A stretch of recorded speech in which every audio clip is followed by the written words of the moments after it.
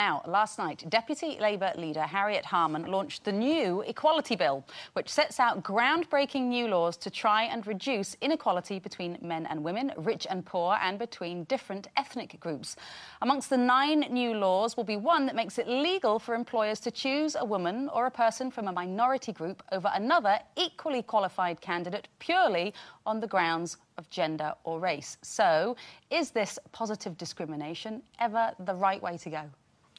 I don't think so, no, I don't agree with it at all. And the reason is because, you know, all she's doing is trying to legalise discrimination. And I don't care how you dress it up, I don't care what words you put in front of it, positive discrimination or whatever, it's still discrimination. You know, what she's doing is... You know, I don't know if there's actual evidence as to, you know, discrimination against people when they're applying for a job. You know, and they always say, oh, there's only this many women MPs. That's probably because women just... They don't want to be MPs. You don't think it's because there's a lack of role models? No, but you can't force people into... You can't force a square peg into a round hole. And the simple reason that we have people like Harriet Harman, Jackie Smith, Tessa Jowell et al.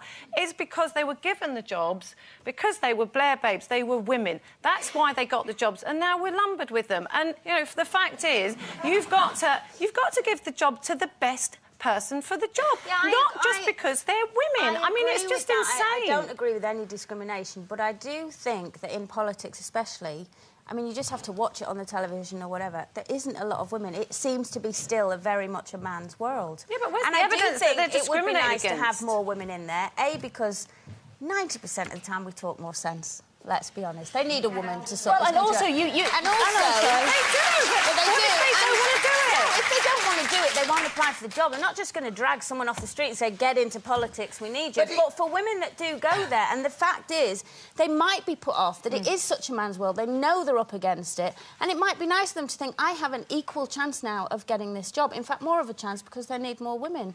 And if that encourages more women to go into politics, then, actual fact, I think it's a good thing, although I think to call it positive, the word discrimination doesn't fit with me anyway, because, like you said, well, the term they use in America is affirmative action, and it's not to do with equality between the genders. It's particularly prevalent when it comes to education. They use affirmative action to try and get more ethnic minorities, particularly more African Americans, into the university system because they are not represented well. And unfortunately, when you look at sort of wealth across the spectrum, it is the African American communities that come off the worst. They have the worst schools, the worst opportunities. So I'm in favour when it comes to an educational opportunity to give people who have been oppressed in some way, although it might be in the dim and distant past, to give them a leg up if it's not a level playing field. But I kind of do think once you've been through the university system, once you are a qualified adult, I think all bets are off, and maybe it's the best candidate for the job. Talk about equality of women. This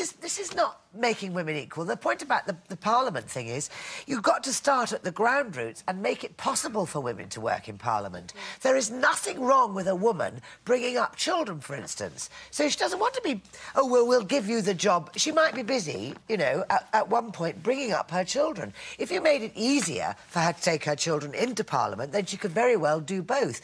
I mean, the point is that you can't... It's not helping anybody to discriminate positively or not positively, is it? It's not equal. But I guess, again, the other argument is you could say if the government is supposed to be representative of the country that's voting for it, you know, 50% of the country are women.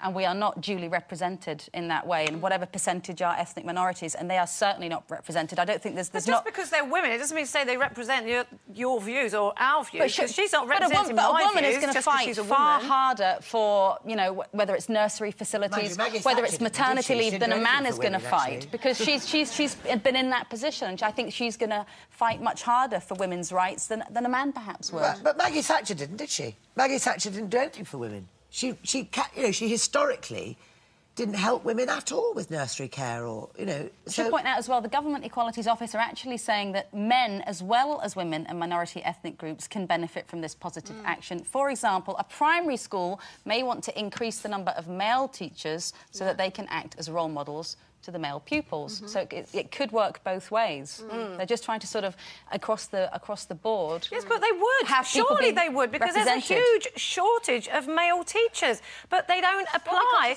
because for them, Well, there probably are the jobs, but a lot of men have left the teaching profession because it's so difficult for them because they're men. Well, you know, there are other problems. There are other problems they've got to sort out, and they're already, you know, a lot of laws against discrimination.